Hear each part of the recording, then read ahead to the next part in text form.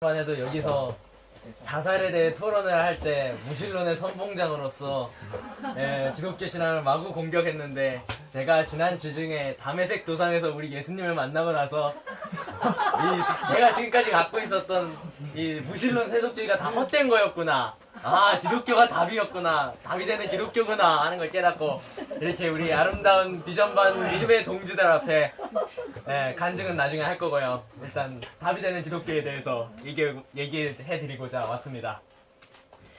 제가 지난주에 자살을 해도 된다라고 논지를 펼 때 근거가 뭐였냐면은, 모든 사람들은 자신의 운명을 자기가 각자 알아서 선택할 자유가 있으므로 우리가 그걸 간섭할 수 없다, 그런 거였는데요.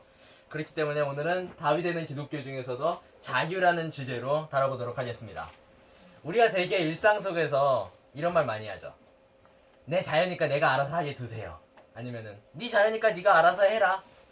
근데 이렇게 이제 자유라는 개념이 우리 머릿속에 되게 뿌리박혀 있습니다. 남녀노소를 불문하고 무신론자든 기독교인이든 현대 모두가 다 동의하는 가치인데요. 거의 교회에서 믿음, 사랑하는 것 같이 현대사회에서 자유는 그런 절대적인 위치를 차지하고 있습니다. 우린 도대체 무슨 의미로 자유라는 말을 일상생활 속에서 쓰는 걸까요? 도대체 자유가 뭘까요? 자유가 뭘까요? 우리가 이제 내 자유니까 내가 알아서 하게 두세요 하고 그럴 때 우리가 생각하는 자유의 개념은 다음과 같습니다. 현대의 자유는 먼저 우주는 우연에서 생겨났다를 전제로 깝니다. 우주는 우연이므로 세상에는 어떤 기준이나 제약도 없습니다. 그러므로 모든 인간은 제약을 받지 않고 각자의 가치를 선택할 자유가 있습니다. 그러니까 편하게 말하면은 네 맘대로 네가 알아서 살아라, 이겁니다. 각자 소견에 오른 대로 사는 거죠. 근데 이제 이게 과연 그렇느냐? 글쎄, 실제 실생활에 와보면은 꼭 그렇지만은 않은 것 같습니다. 자, 저는 운동을 별로 안 좋아하고 운동할 시간에 차라리 책을 몇 시간 볼 사람입니다. 왠지 저랑 비슷하네요. 근데 일정한 양의 운동을 하지 않는다면 허리와 목 건강이 완전히 무너지고 결국 항상 통증 가운데 책상에 얼마 앉아있지도 못하리라는 체육 전문가의 경고를 들었습니다. 운동하기 싫고 그렇다고 건강을 망쳐서 항상 통증을 지닌 채로 책을 보기도 싫습니다. 어찌할까요? 몇 년 전에 실제로 있었던 사례인데요. 이 사람은 바로 접니다. 저한테는 이 경우 두 개의 자유가 있었어요. 첫 번째는 그냥 제가 하고 싶은 대로 제 고집대로 제 고집대로 운동 하나도 안 하고 몇 시간씩 책상에만 앉아 있다가 몸이 완전히 뻣뻣하게 굳어갖고는 계속 이 어깨 목 근육 통증에 시달리면서 책 얼마 보지도 못하는 그런 선택의 기로가 하나 있었고, 또 하나는 차라리 책 보는 몇 시간 중에 20-30분을 운동에 투자함으로써 자유롭고 편안하게 마음껏 책 볼 수 있는 그런 시간을 누리는 거였습니다. 제가 어떤 걸 선택했을까요?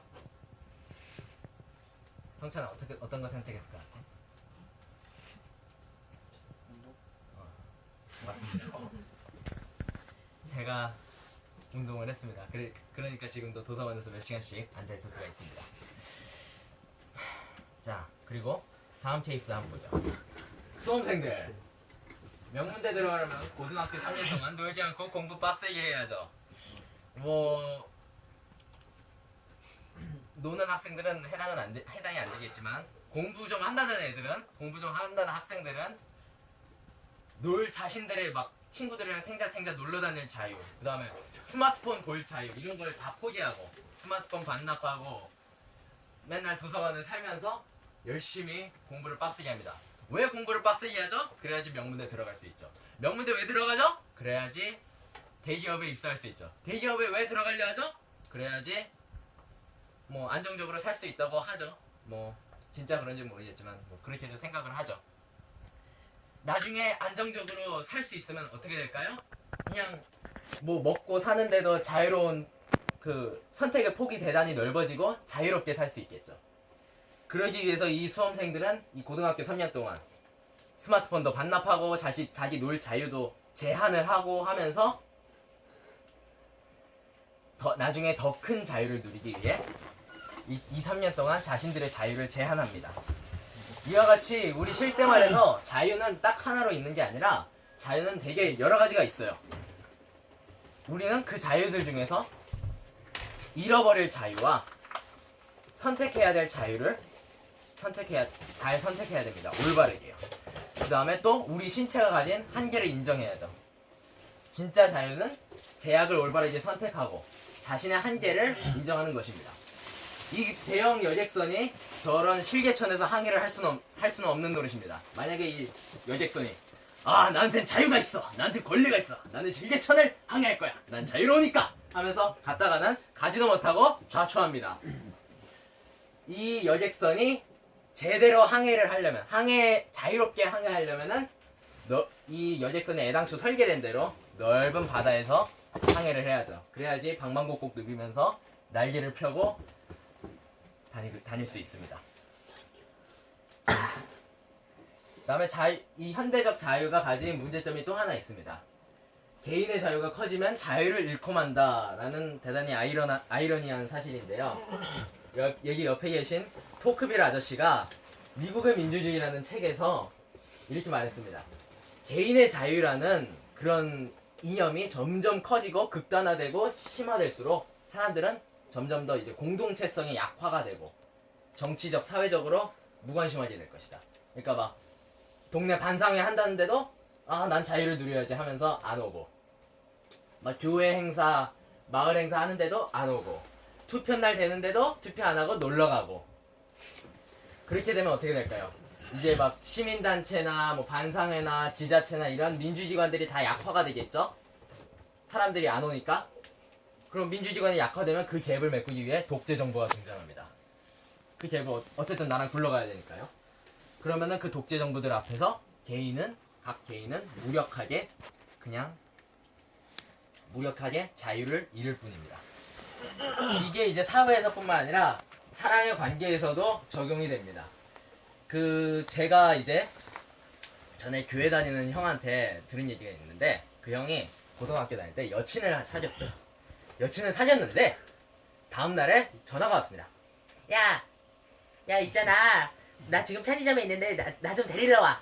근데 그 형이 야 귀찮아, 됐어, 니 혼자 가, 이랬습니다. 다음날 바로 우리 헤어져 이별 통보를 받았다고 합니다. 왜 그런 걸까요? 이 형은 자신의 놀 자유, 자신의 잠잘 자유, 이런 거를 포기하지 않았습니다. 자신의 자유가 자신의 동료를 포기하지 않았어요. 그러니까 당연히 관계가 발전되기는커녕 하루 만에 뻑 가버렸습니다. 사랑의 관계에 있어서는 서로가 어느 정도 독립과 자유를 포기해야 됩니다. 근데 독립과 자유를 포기한다 해서 자유를 잃어버리는 게 아닙니다. 저는 직접 경험해본 게 아니라 모르겠지만, 사람들이 말하기를 그런 관계가 발전되면은 만족감과 내가 사랑받는다는 느낌이 이렇게 있으면서 도움을 얻는다고 하네요. 저는 잘 모르겠습니다. 엄마한테도 너무 사랑하네. 그 다음, 자유는 목적지를 이루려 한다. 자유에는 두 가지 종류가 있습니다. 첫 번째, 부정적 자유. 뭐뭐로부터의 자유입니다. 성경으로부터의 자유, 십계명으로부터의 자유, 도덕으로부터의 자유. 현대의 자유가 이 부정적 자유에 속하는데요. 말 그대로 선택의 제약을 일절 거부합니다. 모든 제한을 다 거부해요. 그래서 이 부정적 자유만 따른다면은 여기 옆에 있는 유령선처럼 목적지 없이 그냥 방랑할 뿐입니다. 수십 년 동안 아무런 데도 가는 데도 없고 그냥 정처 없이 떠들 뿐이죠. 근데 이제 긍정적 자유는 뭐냐? 무언가를 위한 자유입니다. 뭐를 위한 자유? 자유를 통해 어떤 특정한 생활 방식을 살아내고 자유를 통해 무언가를 이뤄냅니다. 그러니까 자유만 가진 걸로 끝난 게 아니라 그 자유로 선한 생활을 살아내는 거죠. 그래야지 그때야 이제 비로소 자유가 선이 될 수 있습니다. 긍정적 자유는 이렇게 딱 목적지가 있는, 딱 착륙 지점이 있는 것이라 할 수 있겠죠. 자유는 일종의 말하면 등산로 같은 겁니다. 우리가 설악산 올라갈 때 등산로를 그냥 떠돌아다니려고 다니는 게 아니죠. 등산로를 통해서 대청봉에 올라가려는 겁니다. 부정적 자유 같은 경우는 자유라는 등산로에서 그냥 떠돌아다니는 겁니다. 산속을. 긍정적 자유는 자유라는 등산로를 통해서 대청봉에 딱 올라가는 겁니다. 이제 마지막으로 사람들은 삶의 의미와 만족을 찾기 위해서 마음속에 다 자기 주인을 모십니다. 여기 골룸은 절대 반지를 자신의 주인으로 모셨고, 어떤 사람들은 돈, 명예, 저희 끝에 계신 분은 권력을 추구하셨습니다. 이 사람들은 자신의 삶의 의미와 만족을 찾기 위해 이 돈, 명예, 권력, 기타 등등에 온전히 헌신을 하죠. 소설가 데이비드 월리스라는 분은 이렇게 말했습니다. 누구나 숭배한다. 무엇을 숭배할지가 우리 선택으로 남을 뿐이다. 모종의 신이나 영적인 것을 숭배 대상으로 선택하는 이유는 다른 숭배 대상은 우리를 산채로 삼켜버리기 때문이다. 돈을 숭배하면 아무리 가져도 족하지 않다. 삶의 진정한 의미를 거기서 찾으려 하면 절대로 충분히 소유했다는 기분이 들지 않는다. 미모와 성적 매력을 숭배해보라. 늘 자신이 못생겨 보이고 나이 들어 노화가 표시나기 시작하면 실제로 죽기도 전에 천번 만번을 미리 죽는다. 권력을 숭배하면 결국 자신이 약하게 느껴지고 두려워진다. 이 두려움을 몰아내려면 남을 지배할 권력이 점점 더 많아져야 된다. 똑똑해 보이는 지성을 숭배해보라. 결국 자신이 늘 발각되기 직전에 미련한 사기꾼처럼 느껴진다. 이 주인들은 다 하나같이 특징이 뭐냐면은 우리에게 엄청 요구하는 것 많습니다. 돈, 좀 더 벌어, 좀 더 벌어. 명예, 더 큰 명예를 얻어야지. 이번에 과장이 됐으니까 다음엔 부장이다. 다음엔 사장이다. 임원이다. 다음에 권력. 이번에 국회의원 하셨으니까 다음엔 대권 도전하셔야죠. 점점 더 요구합니다. 근데 이것들이 실패하면은, 우리가 이것들을 잃어버리기라도 하면은, 이것들은 도대체 뭘 합니까? 우리를 자기 혐오라는 십자가에 매답니다. 이 바보 같은 놈, 이 X 같은 놈. 그렇게 됩니다. 이 주인들은 하나같이 우리한테서 요구하는 건 많으면서 우리한테 주는 거는 일시적인 짜릿함 뿐이고, 그게 갚버리면은 그냥 우리는 삶의 의지를 잃어버리고 그냥 좌절하게 됩니다. 근데 만약에 성경이 말하는 참 하나님이 살아계시다면 얘기가 달라지죠. 성경에 따르면 하나님은 우리의 창조주이시자 구원자이십니다. 우리를 위해 십자가에 못 박혀 돌아가신 분이 바로 예수님입니다.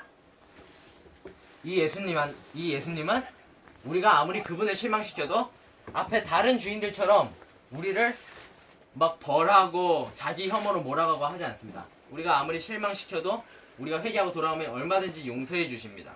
그리고 근데 이제 이 말이 하나님이 아무런 제약도 가하지 않는다는 말이 아니에요. 제약들이 있죠. 뭐 십계명이나 뭐 산상수훈이나. 근데 그 제약들은 올바른 제약입니다. 우리를 진짜 자유로 데려다주는 올바른 제약입니다. 왜냐면은 하나님은 우리의 창조주이시기 때문에 그분은 우리가 존재하는 목적을, 우리 존재의 목적과 의미를 알고 계시고, 그래갖고 그분이 우리에게 주시는 제약들은 당연히 우리의 존재 목적을 성취하고, 우리의 존재 의미를 성취하고, 또 우리에게 만족감과 자유로움을 줄 그런 제약들입니다. 그리고 또 앞서 말한 주인들은 하나같이 우리한테 요구만 하면서 우리한테 뭐 주는 건 별로 없습니다. 근데 예수님은 다릅니다. 예수님은 우리와 사랑의 관계를 맺기 원하십니다. 그리고 먼저 자신의 독립과 자신의 자유를 포기하셨습니다. 자신의 신으로서의 영광과 신으로서의 보좌를 버리고, 신으로서의 자유를 버리고 성육신하셔서 우리를 위해 돌아가셨습니다. 그렇기 때문에 우리는 그분을 믿고 그분을 신뢰하면서 그분과 사랑의 관계를 맺을 수 있는 것이고, 이 사랑의 관계는 다른 어떤 인간이나 다른 사물들과의 사랑의 관계보다 더 큰 자유와 만족과 해방감을 우리에게 줄 것입니다. 여러분, 참된 주인이신 하나님의 통치를 받도록 합시다. 저는 이번 주부터 그러도록 하겠습니다.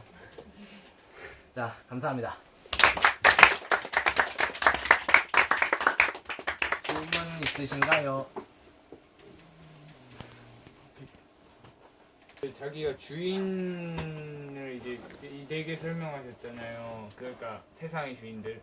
근데 예를 들면은 이제 사람 그러니까 친구가 될 수도 있고 그 주인이 아니면 가족이 될 수도 있잖아요 주인이. 그런데 그런 주인들은 그러면은 자기가 주지만은 오히려 받는 것도 있지 않을까요? 아, 근데 아까 제가 뭐 돈, 명예, 권력 이런 거는 또 다른 그 사물이니까 이 가족, 친구 이런 거랑은 좀 더 다른 범주인데요.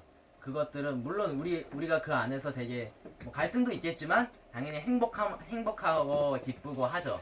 근데 약간 조금 다른 얘기지만 그것들이 우리한테 정말 영원한 기쁨을 주느냐. 그러니까 친구나 가족이 죽으면은 그걸로 끝이잖아요.